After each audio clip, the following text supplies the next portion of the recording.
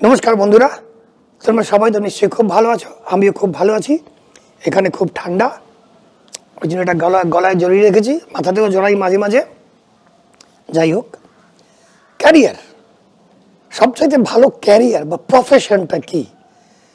কারণ তোমরা যারা বড় হচ্ছ বা বড় হয়েছ, যাদের যাদের 20 থেকে 30 বছরের মধ্যে বয়স, তাদের সামনে বিশাল জীবন পড়ে আছে। কি করবে বা কি করব ভাবতে ভাবতে সময় চলে যায়। মা এটা বলেন, বাবা সেটা বলেন, কাকা সেটা বলেন, পাড়াপড়শি আরেকটা কিছু বলে, আবার তোমার চোখের সামনে তোমার বন্ধু কিছু করে খুব সাকসেসফুল হয়ে গেছে, সেটাও তোমার একটা একটা ইনপুট, একটা চিন্তা যে বন্ধু যেটা করছে আমি সেটাও করতে পারি। করবে কি? আজকাল বড় বড় সাবজেক্টের ভেতরে ছোট ছোট সাবজেক্ট থাকে, সেই সব বিষয়েও অনেক ট্রেনিং দেওয়া হয়। মনে করো আগে আইটি, ইনফরমেশন টেকনোলজি একটা বিরাট কোর্স, বিশাল কোর্স, ইঞ্জিনিয়ারিং বা তাতে কোনো ডিগ্রি বা ডিপ্লোমা করা একটা বড় কোর্স। কিন্তু তার ভেতরেও ছোট ছোট কোর্স আছে। মনে করো একজন শুধু সফটওয়্যার লেখা শিখলো, একজন শুধু ওয়েব পেজ ডিজাইনিং শিখলো। এগুলো ছোট ছোট মাইক্রো লেভেলের কোর্সেস। এগুলো আমাদের সময় কিন্তু ছিল না, কারণ আমাদের সময়ে সেরকম ইন্টারনেট এক্সপ্লোশনও ছিল না যেভাবে এখন। তো সব কিছু ইন্টারনেট এবং ওয়েব বেসড, অনলাইন। এতে লোকের সুবিধা হয়েছে, যাতায়াত করতে হয় না বেশি, ঘরে বসে বসে সব কাজ হয়ে যায়। তবে তাদের স্বাস্থ্যও খারাপ হয়, কারণ নরণচরণ, হেলন দোলন, হাঁটা চলা কম হয়, লোকের সঙ্গে দেখা সাক্ষাৎ কম হয়, সমাজের মধ্যে বিভাজন তৈরি হয়।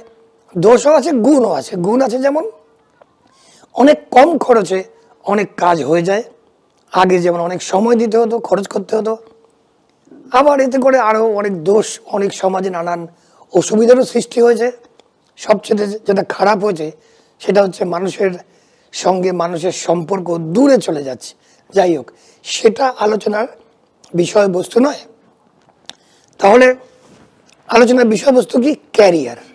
কি করবে, কোনটা করবে, কোনটা করলে তোমার সবচেয়ে ভালো হবে, সবচেয়ে বেশি পয়সা কামাবে, সবচেয়ে বেশি শান্তি পাবে, সংসারে সুখ আসবে, সবাই হ্যাপি থাকবে, এবং সবচেয়ে বড় কথা তুমি নিজে অত্যন্ত সুখী, স্বাস্থ্যকর জীবন কাটাবে এবং তুমি খুব হ্যাপি থাকবে, অত্যন্ত আনন্দের লাইফ কাটাবে। এবং দেখবে আনন্দের লাইফ কাটানোর অর্থ হচ্ছে তোমার সামনে কোনো সমস্যা আসবে না, আসলে পরেও তুমি সেই সমস্যা বা পরিস্থিতি, আমি যেটাকে বলি, সেই পরিস্থিতিকে তুমি খুব সহজে কাটিয়ে উঠবে। ডিম দেখেছো? ডিম, মুরগির ডিম, হাঁসের ডিম। ডিম তো ভাঙবেই। ডিমের কপালে লেখা আছে ভাঙা। হয় কেউ খেয়ে ফেলবে, না ভেতর থেকে বাচ্চা বেরোবে, দুটোর মধ্যে একটা। বাইরে থেকে যখন ডিমটাকে ভাঙা হয়, সেই ডিমের প্রাণটা নষ্ট হয়ে যায়। কিন্তু ডিম যখন ভেতর থেকে ভাঙে, তখন সেখান থেকে একটা প্রাণের জন্ম হয়। ভেবে দেখো কথাটা কি বললাম।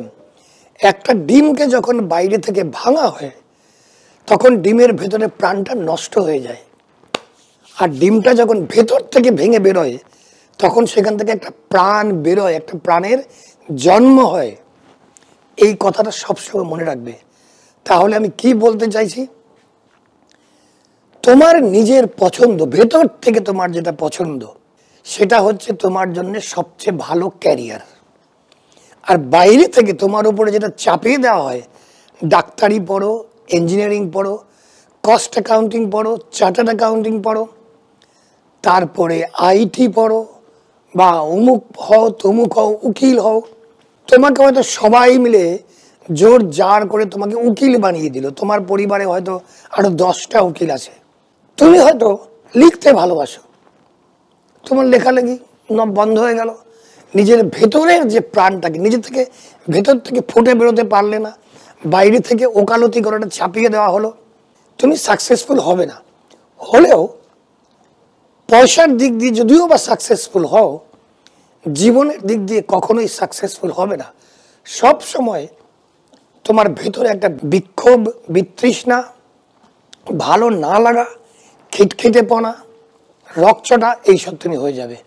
পয়সা হয়তো দিনের শেষে নিয়ে আসছো, একটা ব্যাগ ধরে ক্লান্ত হয়ে বাড়িতে ঢুকলে ব্যাগের মধ্যে কারি কারি টাকা, মন পড়ে আছে অন্য কোথাও, তোমার ভালো লাগছে না।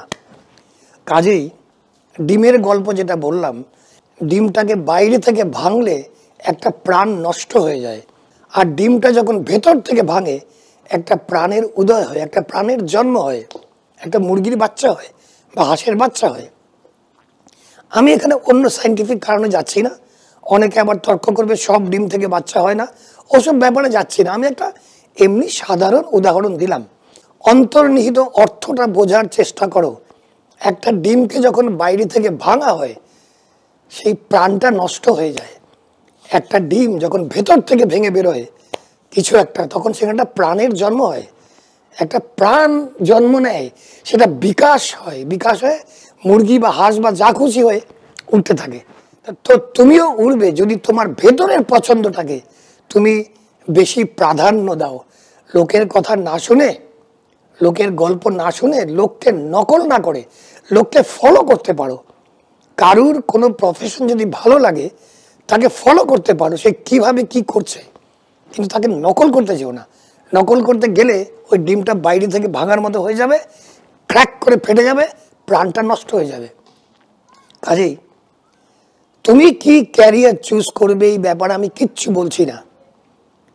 তোমার যেটা ভালো লাগবে, তোমার প্রাণ যেটা চায়, তুমি যখন ভেতর থেকে ফুটে বেরো তখন তোমার শক্তি অনেক বেশি থাকে, তোমার ওড়ার শক্তি থাকে, তুমি যা করতে চাও তাই করতে পারবে যদি তুমি তোমার নিজের কথা শোনো।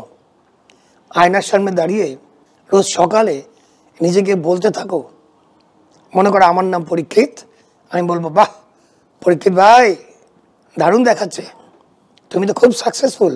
এটাকে মিরর টেকনিক বলে, এটা আমি বহুবার অন্যান্য ভিডিওতে বলেছি। এগুলির দরকার পড়ে না যদি আমরা ছোটবেলা থেকে সেভাবে ট্রেন্ড হই, কিন্তু দুর্ভাগ্যবশত আমাদের ছোটবেলা থেকে ট্রেনিংটা হয়েছে অন্যকে দেখে অন্যের নকল করা, বা অন্যের শুনে কোনো কাজ করা, বা অন্যকে খুশি করা। আমরা নিজেকে খুশি করতে ভুলে যাই। কাজেই আমরা কখনোই খুশ থাকি না। আমরা আয়নার সামনে দাঁড়িয়ে কখনোই বলি না, আরে পরীক্ষিত ভাই क्या बढ़िया दिखते हो आप, তোমাকে কত সুন্দর লাগছে দেখতে, হেভি তো, তুমি বহুত স্মার্ট, তোমার তো ক্যারিয়ারটা খুব ভালো, পরীক্ষিত কত পয়সা কামালি, অনেক টাকা কামিয়েছিস, কি দারুণ তোর গাড়িটা। নিজের প্রশংসা নিজে করতেই পারি না, করি না। যারা পারে না, মিরর টেকনিক বা এই যে আয়নার সামনে দাঁড়িয়ে যে নিজেকে নিজের সঙ্গে কথা বলা এবং নিজেকে নিজের প্রশংসা করা, দারুণ টেকনিক করবে, তাহলেই দেখবে তোমার প্রাণটা ভেতর থেকে ফেটে বেরোচ্ছে। বাইরে থেকে ডান্ডা মেরে কেউ ঢুকিয়ে দিচ্ছে না প্রাণ, ভেতর থেকে বের করো। ভেতর থেকে বের করলে দেখবে ক্যারিয়ার কেন, তোমার সারা জীবন, তোমার প্রফেশন, তোমার সাংসারিক লাইফ, তোমার ছেলে মেয়েদের সঙ্গে সম্পর্ক, বা তোমার বাবা মায়ের সঙ্গে সম্পর্ক, বা তোমার স্বামী স্ত্রী তোমাদের মধ্যে সম্পর্ক, সবগুলো দারুণভাবে প্রস্ফুটিত হয়েছে, প্রাণবন্ত হয়ে উঠেছে। এবং সেই জন্য আমি সবসময় বলি, আমি কোন ক্যারিয়ার তুমি ফলো করবে সেটা আমি বলার কেউ না ভাই, সেটা তুমি নিজে ঠিক করো, তোমরা ঠিক করো, এবং তাহলেই দেখবে তোমরা ক্যারিয়ারে সাকসেসফুল হয়েছে। অনেকের হয়তো লাগবে দাদা তো কোন ক্যারিয়ার কোন কাজটা করবো কিছু বললেন না, সেটাই তো এই ভিডিওর উদ্দেশ্য। আমি কেন বলবো, তোমরা বলবে, তুমি বলবে নিজেকে যে তুমি কি করতে ভালোবাসো, এবং বাবা মাকে বুঝিয়ে বা অন্যান্যদের বুঝিয়ে বা অন্যদের কথা না শুনে বা অন্যকে বোঝানোর দরকার নেই। তুমি তোমার ভালো লাগাটাকে পছন্দ করো, that is extremely high energy, কারণ সেটা তোমার নিজের এনার্জি তোমাকে গাইড করবে যে তুমি কোথায় যেতে পারবে, কোথায় যেতে চাও, এবং কি কি করলে তুমি সবচাইতে ভালো করবে, এটা তুমি নিজেই বুঝতে পারবে। বাস এটুকুই বলার ছিল। তোমরা সবাই ভালো থাকবে, তোমাদের সবার মঙ্গল হোক। আবার দেখা হবে, যাও জিতে নাও।